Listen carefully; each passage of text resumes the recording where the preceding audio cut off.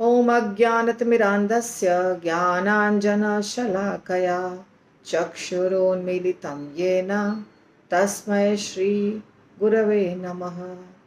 श्रीचैतन्यमनोभीष्टं स्थापितं येन भूतले स्वयं रूपः कदा मह्यं ददाति स्वपदान्तिकम्। वन्देऽहं श्रीगुरो श्रीयुतापदकमलं श्रीगुरून् वैष्णवांश्च श्रीरूपं साग्रजातं सहगण रघुनाथान्वितं तं सजीवं साद्वैतं सावधूतं परिजनसहितं कृष्णचैतन्यदेवं श्रीराधा कृष्णपादान् सहगण ललिता श्रीविशाखान्विताश्च नमो विष्णुपादाय कृष्णप्रेष्ठाय भूतले श्रीमते भक्तिवेदान्त स्वामिन् इति नामिने। नमस्ते सारस्वते देवे गौरवाणी प्रचारिणे निर्विशेष शून्यवादी पाश्चात्य देशतारिणे।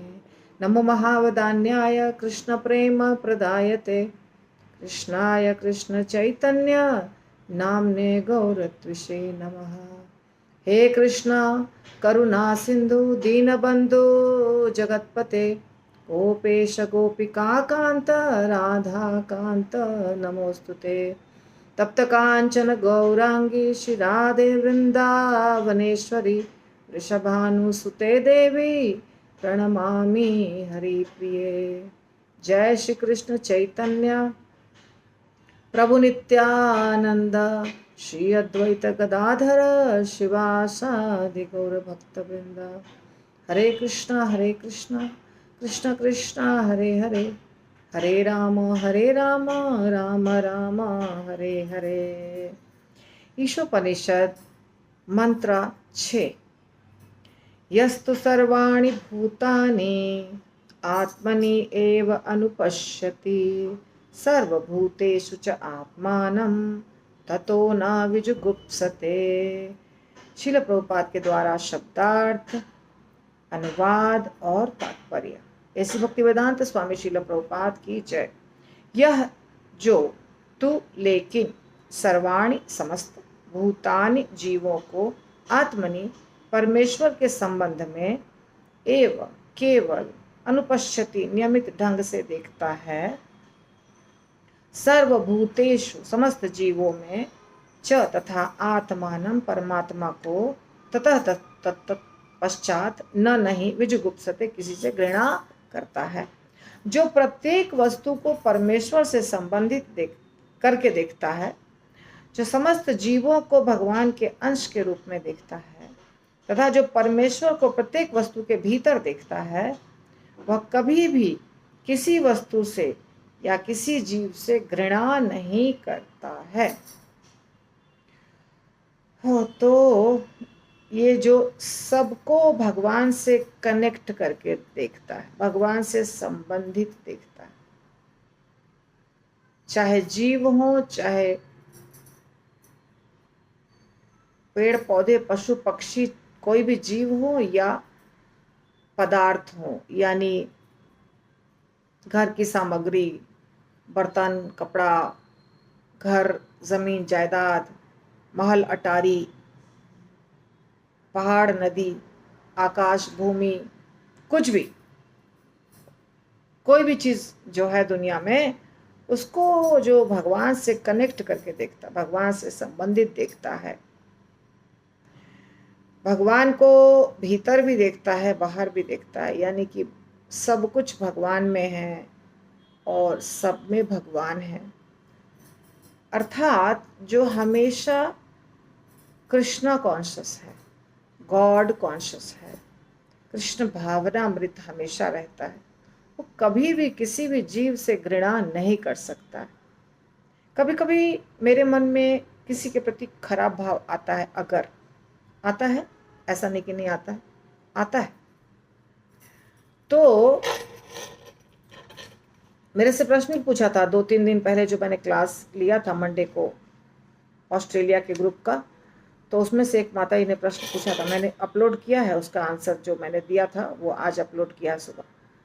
तो पूछा था कि कर्म तो हम बुरा मतलब रोक सकते हैं कि हम शरीर से बुरा कर्म ना करें, जैसे हम किसी का नुकसान ना करें, किसी को बुरा ना बोलें, या हम चोरी ना करें, डकैती ना करें, ऐसा कुछ गलत काम नहीं करें, ये हम कंट्रोल कर सकते हैं। परंतु फिर भी मन में चलता रहता है कुछ बुरा बुरा, उसके बारे में कुछ बुरा सोचते रहते हैं, वो बहुत बेकार आदमी है। ये देखिए, आप सब लोग ध्यान से अपने चित्त के अंदर देखिए, या थोड़ा 1 मिनट के लिए सोचिए, तो आपको पता चलेगा ये समस्या सबके अंदर है कि हम सोचते हैं वो आदमी बिल्कुल अच्छा नहीं है, एक नंबर का स्वार्थी है, लालची है, मुझे ठगा, उसको ठगा, ऐसा सोचेंगे। फिर दूसरे को, उसमें भी दोष, तीसरे में, यानी दोष दर्शनम, हमको सब में दोष नजर आते हैं।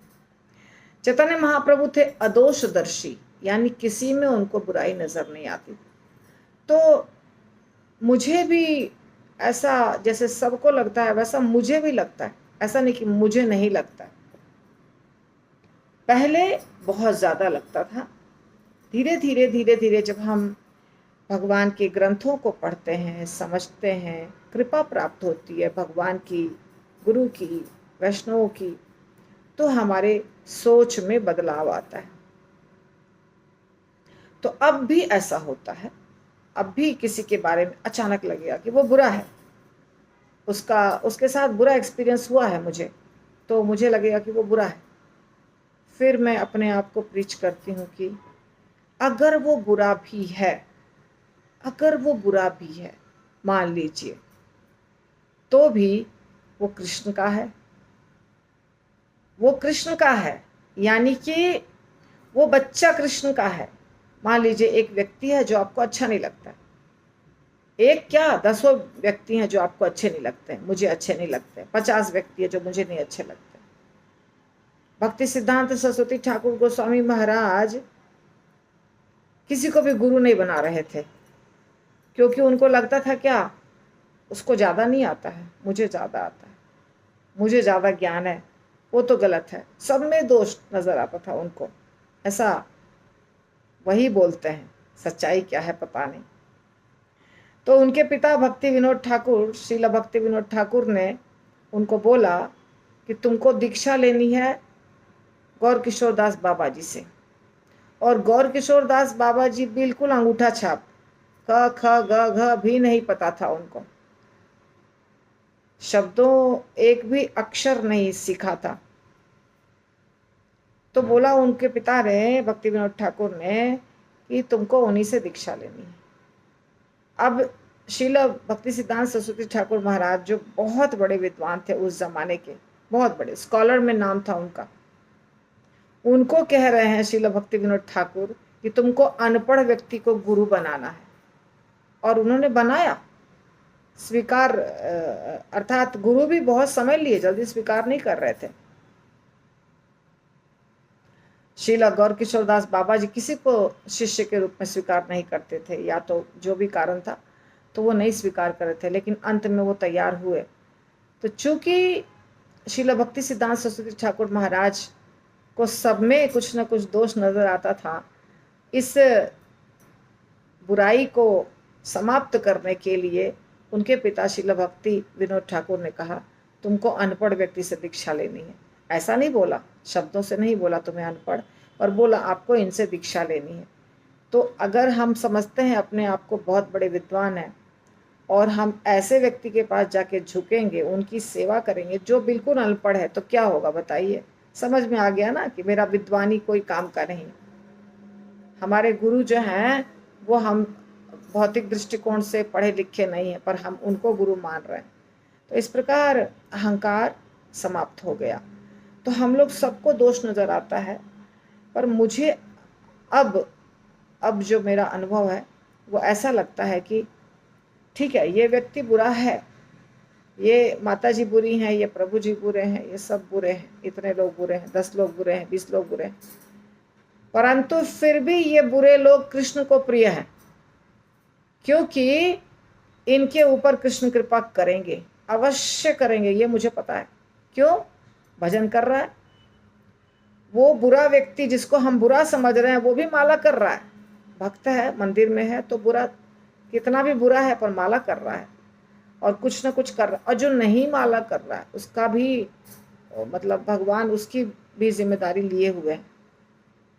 इसीलिए हम कौन है बुरा सोचने वाले? जब भगवान उससे प्यार करते हैं तो मैं क्या चीज़ हूँ जो मैं बोलूँ कि वो बुरा है? ऐसा मुझे तो अभी ऐसा ही लगता है। तो प्रत्येक वस्तु के भीतर भगवान को देखने का यही तरीका है। हर जगह भगवान हमको कब दिखाई देगा? इसी तरह से सोचेंगे तो हमको सब में भगवान दिखाई देगा। अब किसी को हम बहुत बुरा मानते हैं, फिर हमें ध्यान आया अचानक, अरे उस बुरे को भी भगवान पसंद करते हैं, वो भी भगवान का बच्चा है। अब उसके बाद क्या होगा? जब ये सोचने लगेंगे ना तो उस बुरे व्यक्ति में भी थोड़ी कम बुराई नजर आएगी, ज्यादा बुराई नजर नहीं आएगी। क्यों? जब भगवान उसको प्यार करते हैं तो हमको भी प्यार करना चाहिए ना, ऐसा हो जाएगा। इस प्रकार आप सब जगह भगवान को देख सकते हैं और फिर आप किसी से घृणा नहीं करेंगे। यहाँ लिखा है जो सब जगह भगवान को देखता है वो किसी से घृणा नहीं करता है। घृणा करना तो बहुत बुरी चीज है। घृणा करना किसी से, ये तो वैष्णव करते नहीं है, करना भी नहीं चाहिए। थोड़ा बहुत परहेज रखते हैं हम, जो व्यक्ति का आचरण ऐसा है कि वो प्रॉब्लम देने वाला है उससे थोड़ा परहेज रखते हैं। घृणा नहीं कर सकते हैं। घृणा करना भक्त का स्वभाव है ही नहीं, किसी भी भक्त का स्वभाव नहीं है घृणा करना। घृणा बहुत बड़ी चीज है, हेट्रेड। तो अब तात्पर्य में श्रील प्रभुपाद क्या लिखते हैं? यह महाभागवत या उस महापुरुष का विवरण है जो हर वस्तु को भगवान से संबंधित करके देखता है। सही है ना?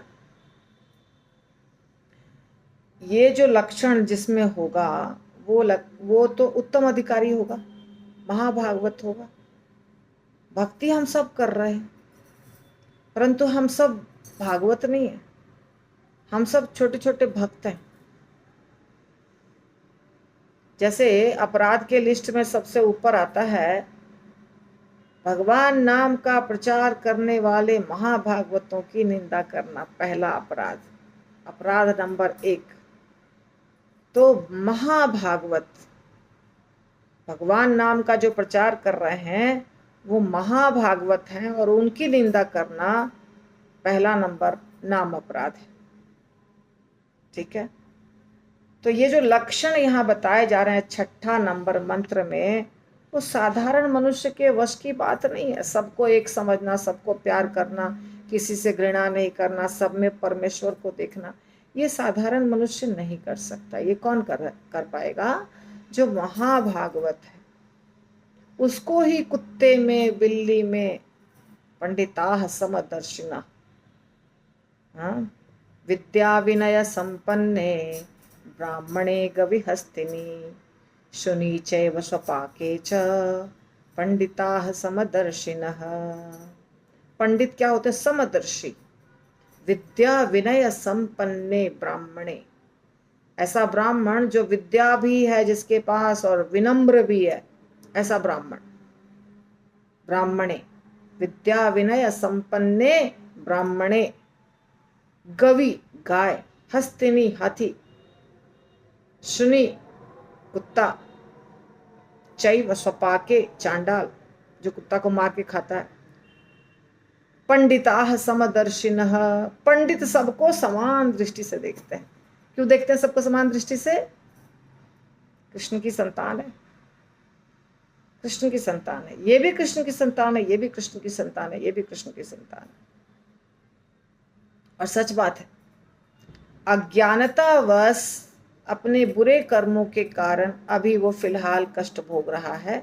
कुत्ते के शरीर में है, बिल्ली के शरीर में है, राक्षस असुर खानदान में जन्म लिया है अपने किसी कर्म के कारण, पर है तो कृष्ण की संतान ही। यदि हमारा मान लीजिए एक माता है, आप सब माता है, पिता है, आपके 4 बच्चे हैं, 4 बच्चे में एक बिल्कुल नालायक है, एक बहुत अच्छा है, वो जो बिल्कुल नालायक है, काम धंधा नहीं करता है, कुछ नहीं करता है, पढ़ता लिखता नहीं है, क्लास में फेल होता है, उसको भी माता बुलाएगी ना चारों को, तो उसको भी बुलाती है, उसको भी खिलाती है, प्यार से समझाती है, देखो ये सब मत करो, पढ़ाई करो बैठ करके, डांटती है, हृदय में प्यार रहता है।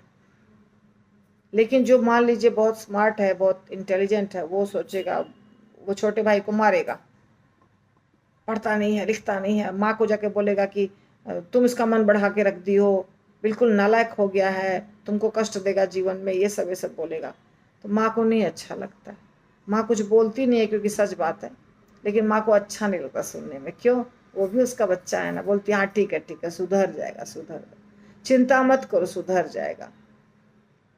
तो इसी प्रकार कृष्ण को अच्छा नहीं लगता है अगर हम बोलेंगे बदमाश है, नालायक है, तो कृष्ण को अच्छा नहीं लगेगा। क्यों? कृष्ण की संतान है वो भी, ये है समस्या। तो किसी को बुरा बोलना बहुत कठिन है। परमेश्वर की उपस्थिति की अनुभूति 3 अवस्थाएं हैं।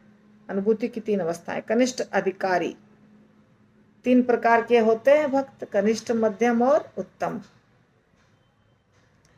कनिष्ठ सबसे नीचे लेवल का, जिसकी सोच या चेतना सबसे नीचे लेवल की होती है। मध्यम उससे ऊपर, और उत्तम एकदम एकदम ऊपर का भक्त, ऊंचे लेवल का। तो कनिष्ठ अधिकारी अनुभूति की निम्नतर अवस्था में होता है, बिल्कुल माला पकड़ा हुआ है, कंठी तिलक सब है, परंतु फिर भी सोच जो है ना एकदम नीचे, उसको कहते हैं कनिष्ठ अधिकारी।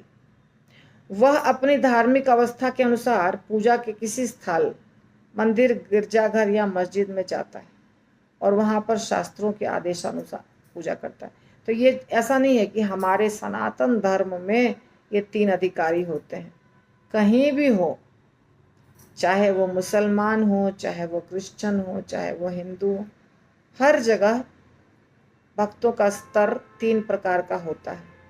तो जो सबसे छोटा भक्त है यानी कनिष्ठ अधिकारी है, वो भी जाएगा मंदिर, वो भी जाएगा मस्जिद या चर्च, पर क्या करेगा? वहां जाके सीधे धड़ धड़ धड़ धड़ धड़ धड़ धड़ धड़ पहुंच जाएगा भगवान के सामने। जो उसको चढ़ाना है, पूजा करनी है, प्रणाम करना है, दंडवत करना है, भगवान को करेगा। जो पूजा की विधि बताई गई है उसके अनुसार करेगा, दिया जलाएगा, बहुत कुछ करेगा, हो सकता है ज्यादा करे, शास्त्रों के आधार पर पूजा करेगा और वापस घर आएगा या जो भी कार्य करेगा। उसको भगवान सिर्फ वहीं दिखाई देते हैं, मंदिर में हिंदू को, मुसलमान को मस्जिद में, और क्रिश्चियन को चर्च में या गिरजाघर में। बाद में जब वो घर आता है, अपने काम के स्थान पर रहता है, दोस्तों के साथ रहता है, परिवार वालों के साथ रहता है, उसको बाकी किसी जगह भगवान नहीं दिखते हैं, सिर्फ मंदिर में दिखते हैं। ये कनिष्ठ अधिकारी के लक्षण है, अन्यत्र नहीं। वह न तो यह निश्चित कर पाता है कि भक्ति में कौन किस पद पर है, न यह बता सकता है कि किसे भगवान की अनुभूति हो चुकी है। तो उसके पास इतना दिमाग नहीं रहता है, बुद्धि नहीं रहती है कि वो फर्क कर सके कि ये अच्छा भक्त है, ये छोटा भक्त है, ये मेरे बराबर का भक्त है, ये मेरे से बड़ा भक्त है। ये सब उसको ज्ञान नहीं रहता। ये तो हमें अनुभव भी है, हमें भी बहुत अनुभव है। कुछ भक्त आते हैं,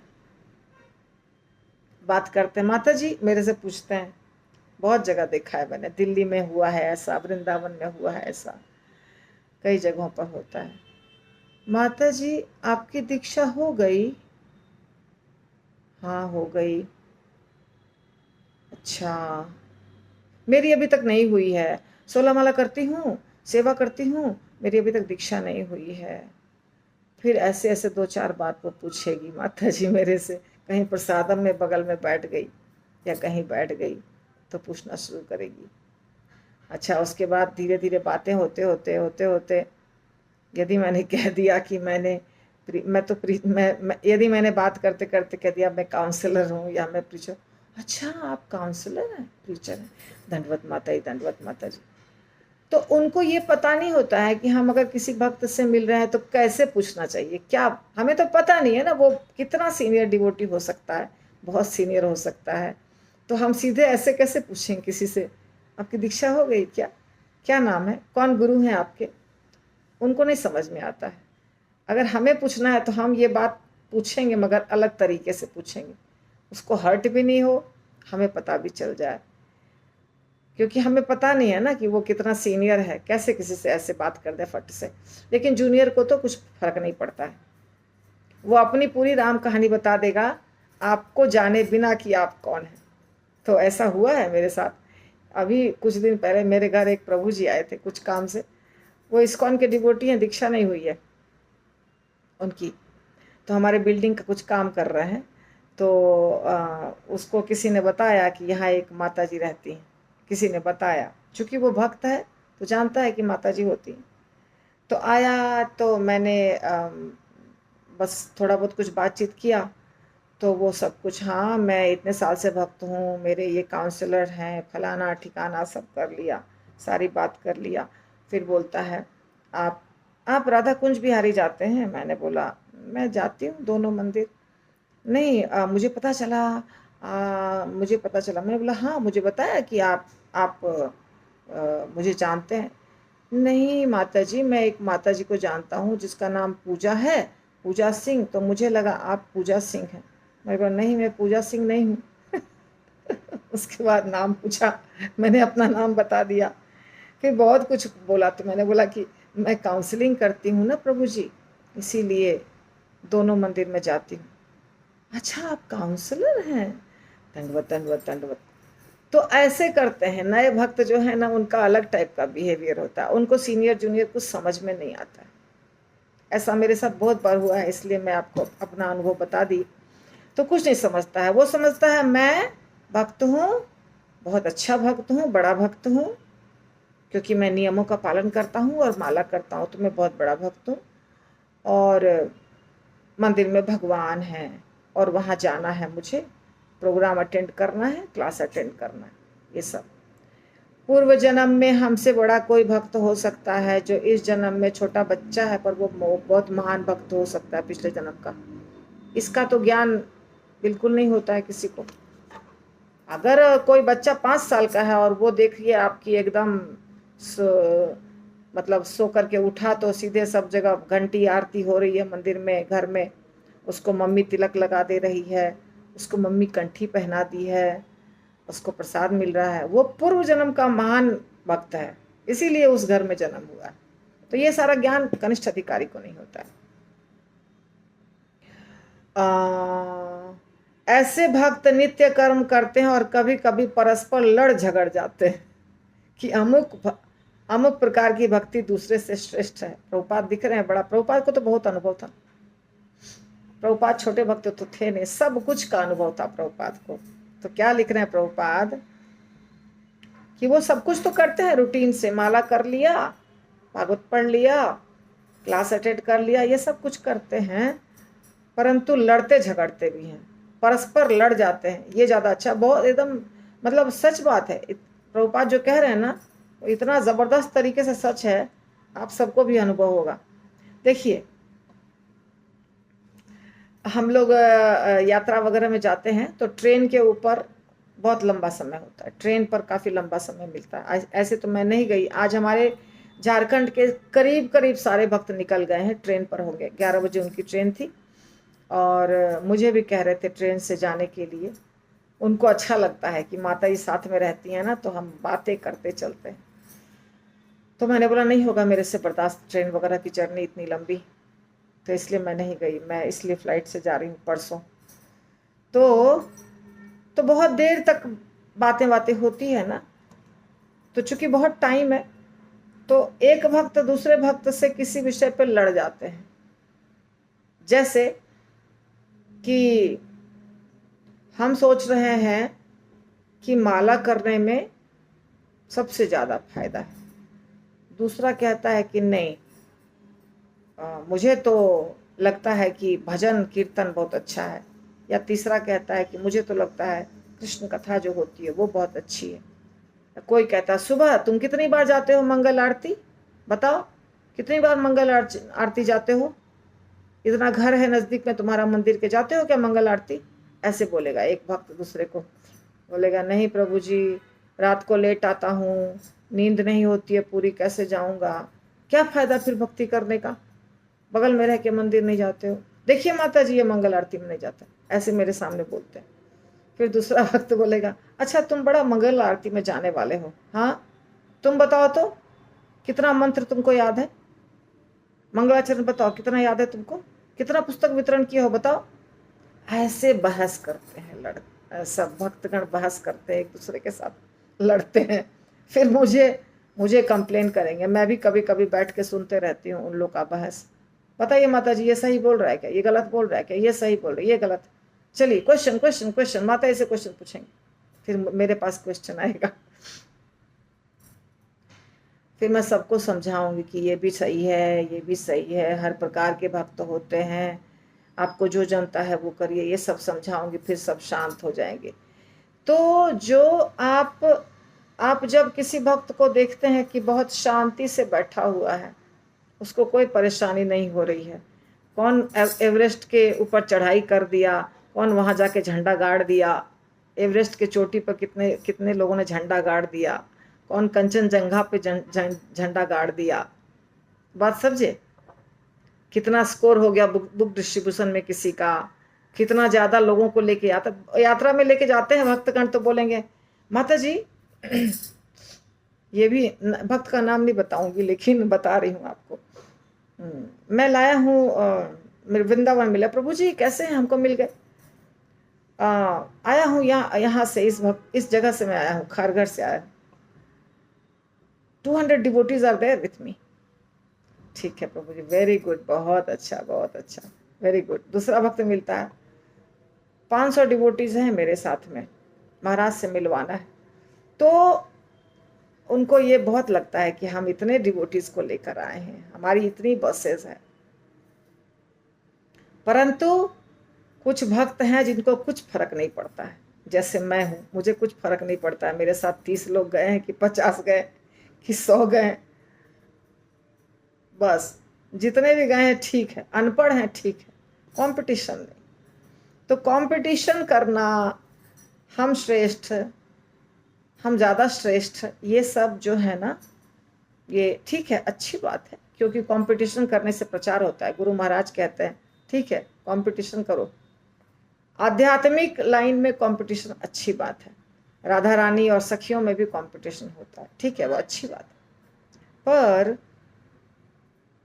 कनिष्ठ अधिकारी के लक्षण है ये, झगड़ा करना, बहस करना, लड़ना झगड़ना, कंपटीशन करना, मेरी भक्ति ज़्यादा श्रेष्ठ है, तुमसे ज़्यादा मेरी भक्ति श्रेष्ठ है, ये सब लक्षण कनिष्ठ अधिकारी के हैं। अब वास्तव में ये कनिष्ठ अधिकारी भौतिकतावादी भक्त होते हैं, जो आध्यात्मिक स्तर तक पहुंचने के लिए भौतिक सीमाओं को लांघने का प्रयत्न करते हैं। ये शुरुआत के भक्त होते हैं। गुरु महाराज की बहुत कृपा है कि एक बार गुरु महाराज ने कहा, बहुत साल पहले की बात है,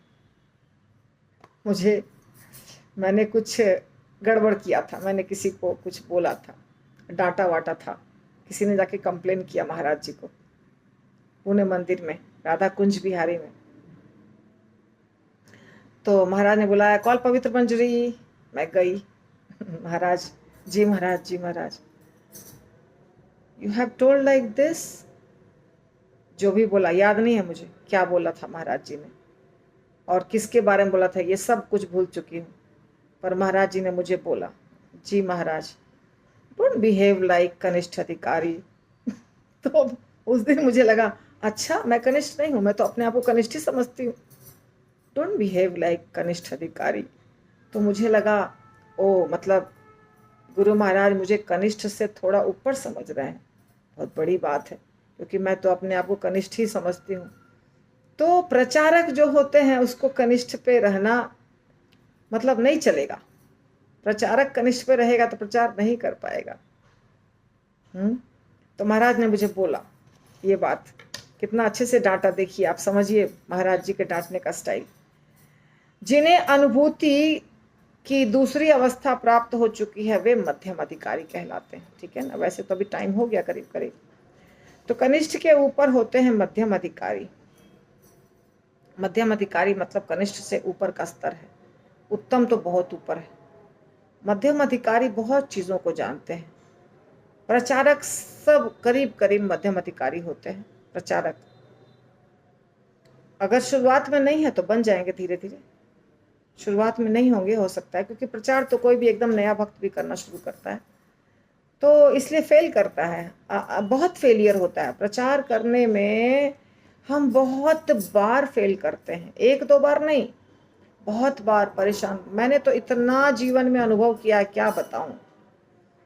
सोचूंगी गिनूंगी तो कितने इंसिडेंट्स हुए हैं कि हमने बहुत प्रयास किया, वो भक्त नहीं बना, वो भक्त बना नहीं, वो भक्त मंदिर आना छोड़ दिया, वो भक्त फोन पे बोल दिया मुझे आज के बाद फोन मत करिएगा। बहुत ऐसा अनुभव हुआ है मुझे। और फिर हम बहुत दुखी होते हैं, मैंने तो बहुत अच्छा किया था, क्यों हुआ? क्यों? लक्षण कनिष्ठ अधिकारी के। तो प्रचार शुरुआत करते हैं उस समय हमारे अंदर सारे लक्षण कनिष्ठ अधिकारी वाले रहते हैं, इसीलिए हम फेल कर जाते हैं प्रचार करने में। लेकिन जब हम करते जाते हैं प्रयास, तो भगवान, गुरु महाराज, शील प्रभुपाद, पूरे परंपरा के आशीर्वाद से, कृपा से धीरे धीरे हम अपने आप में सुधार लाते हैं, प्रयास करते हैं, वो लोग कृपा करते हैं और तब हमारा सब कुछ बदलता है। यानी बात करने का तरीका, बिहेवियर, सोचने का तरीका बदलता है। क्योंकि जब तक नहीं बदलेंगे आप प्रचार नहीं कर सकते, सुनेगा नहीं कोई आपकी बात। तो कनिष्ठ मध्यम अधिकारी के लिए 4 प्रकार के, ये तो बहुत लंबा टॉपिक होगा इसलिए लूंगी नहीं आज मैं। आज कनिष्ठ एक्सप्लेन कर दिया बस। आज का डेट है 3/7/24। अब ये होगा 15 दिन के बाद ऐसा लगता है, इसलिए मैंने आज ईशोपनिषद ले लिया क्योंकि अभी थोड़ा क्लास रुकने वाला है। हरे कृष्णा, शील प्रभुपाद की जय।